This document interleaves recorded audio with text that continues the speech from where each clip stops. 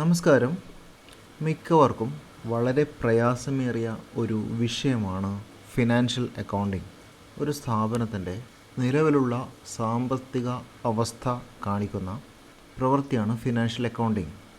നിരവധി കോഴ്സുകൾക്ക് വളരെ പ്രധാനപ്പെട്ട ഒരു വിഷയമാണ് ഫിനാൻഷ്യൽ അക്കൗണ്ടിംഗ്.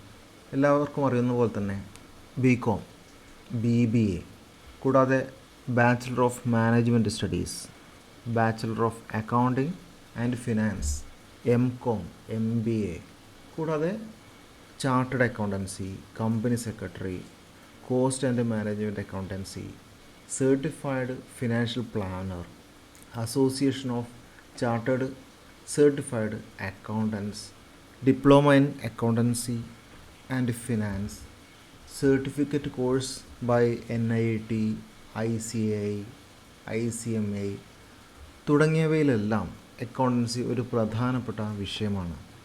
അതുകൊണ്ട് തന്നെ ഇത് പലർക്കും ഒരു വിഷയമാണ്.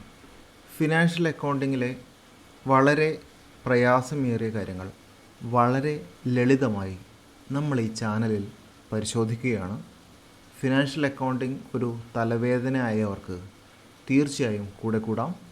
ഫിനാൻഷ്യൽ അക്കൗണ്ടിങ് പഠിക്കണം എന്നുള്ളവർക്ക് ഇപ്പോൾ തന്നെ ഈ ചാനൽ സബ്സ്ക്രൈബ് ചെയ്യാം. നിങ്ങൾക്ക് ഫിനാൻഷ്യൽ അക്കൗണ്ടിങ്ങിലുള്ള സംശയങ്ങൾ ചോദിക്കാം.